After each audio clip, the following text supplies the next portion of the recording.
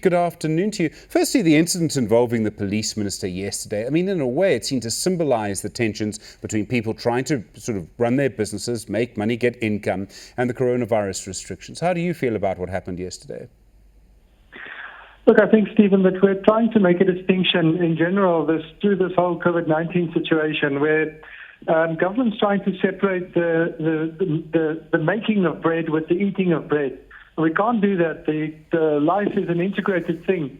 And the kind of display we had yesterday of Mr. Cele in Cape Town, dispersing a business, ordering them to stop when they have the permits, that sort of showing of force, it's unacceptable. And they were within the regulations. And the problem is that ties in with Mr. Cele's unlawful instructions to his officers that they actually have the power, supposedly, to close down businesses for 3 weeks or 3 months.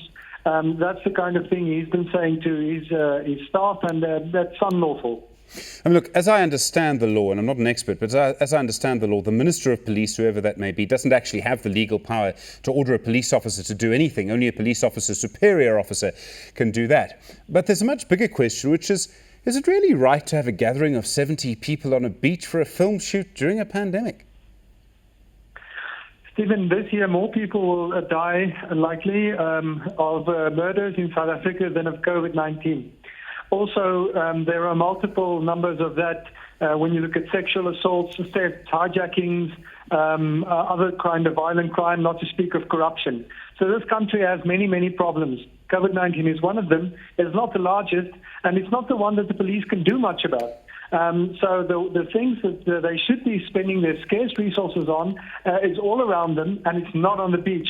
It's not on the beach. You say it's not on the beach. I mean, you say that the coronavirus is just one of the many problems. But if you look at the number of excess deaths, I'm not talking about the official figures, excess deaths. I mean, we're looking at thousands of people who've died because of this. Yes, and thousands of people have died of COVID-19, no doubt. Just the problem is that the annual deaths in South Africa vary between 400,000 and 600,000 the past 15 years.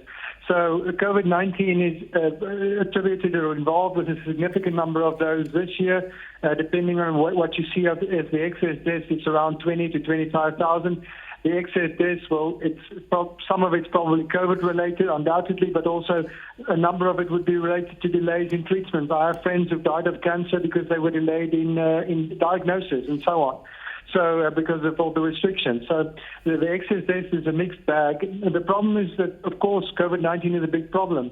But Mr. Cele's involvement on the beach, sending his officers to areas where they are not experts in solving things, instead of focusing on real crime, that's a problem. And also in this display of force, there's telling unlawful instructions to members of the police that they actually have the power to shut down businesses, becoming judge and jury unto themselves. That is not the kind of thing we want to see from government, and it's not the kind of thing that inspires confidence in law and order. And those are all things that we want to conserve. So it's all about trade-offs. And I think Mr. Cele is on the wrong side of that, not only of the law, but also of the trade-offs. I mean, look, in a way on the law, I think you must have some strong arguments. So we'll have to go and check and see what the judges say in the end. But, I mean, the police minister, one of his jobs is to sort of send the right message to society. Now, we're all very, very worried about the coronavirus. I realize people can argue about the number of deaths. At the same time, and you made the point that, you can't separate the eating of the bread from the making of the bread. In other words, you can't, if I've understood you correctly, separate the entertainment, if you like, the consumption from the production. The production, what leads to the money. The entertainment is what leads to people paying the money and guaranteeing an income.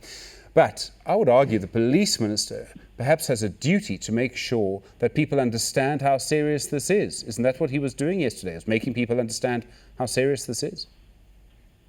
I think he's one of the ministers, of course, in government's policy is to make people understand how important this is. That's true. But he can't be unlawful in doing that and giving unlawful instructions to members of the police, telling them that they have the power to close down businesses, they have the power to fine people when they do not. The constitutional order in any country, law and order is the message, the primary message that he should be sending, and he can't be on the wrong side of that and trying to uphold it. So I think that's the problem. Not Minister Cele enforcing lawful restrictions and so on. It's him being outside the bounds of the law, ultra vires. And that's not acceptable in any situation. So Mr. Cele, and certainly in the way he was closing down that film shoot when Mr. J.P. Smith and other officials and legal officials were there confirming that all was in order, Mr. Cele then using his arbitrary discretion to close down something which he doesn't have the power to, that's sending very much the wrong message. There's some court action in the works, as I understand it, around the decision to close beaches in the Western Cape. I'm talking about the Garden Route area of the Western Cape. I haven't seen one yet in the Eastern Cape, but it may come. Do you support those actions? Do you believe someone should go to court to overturn those decisions? Some people have gone to court. I haven't studied the court papers, but I know that AfriForum, in connection with some groups in the Garden Route, have launched an application. Then we, of course, also considered our options as Sakeliga. We have many members and chambers affected. And then also I know that the DA is considering their options, and some deadlines have gone by this morning, so they might have taken a decision. So we'll have to see where that goes. I think there's certainly merit in a court case, but as we know, the wheels of the court don't always turn as fast as is necessary. And as we know, government's been learning how to regulate so that the litigation is more complex. So I think that the beaches, these restrictions we're seeing, many of them are irrational. It returns to sort of the problematic way we saw regulation in the early part of 2020. But there's no guarantee that a court case will succeed, although I certainly think on the basis of the merits of it, much of it should. I mean, one of the people I'm sure you will know, Professor Salim Abdul Karim, he's the co-chair of the Ministerial Advisory Committee for Government on COVID-19. He said this week in public that he sort of somersaulted, was the word he used, on the beaches issue. I realise on the one level beaches are outside, so by their very nature they're supposed to be safer than being inside.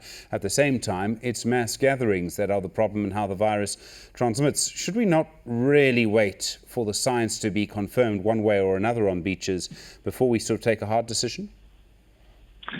Look, I think the hard decision has been taken, and I think it's on the basis of not clear evidence. Look, all over the world, people are trying to figure out the best way to deal with this, and some countries have decided to take this course of action, and others haven't. And they all have access to very good scientists and good advisors. And so I think what we're seeing is that all over the world, scientists are not absolutely certain what to do. And so there's a challenge here. We want to rely on science and as part of it, but of course we have to rely on a number of things. Our intuition in some cases on the economic impact. That is, we can be very certain about the economic impact of closing the beaches. That'll be devastating. We're not sure about the health impact. At least medical scientists disagree about this. So we have these hard decisions from government when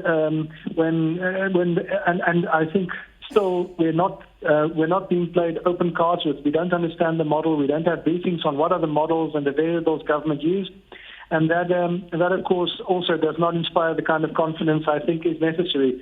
So I would expect much better openness from government on what actually they base it on. I mean, you can assert that it's the right option, but explaining that should be easy if you're sure about your case. Piet Le Roux, thank you, the CEO of the business organisation Sakeliga. I do appreciate the time.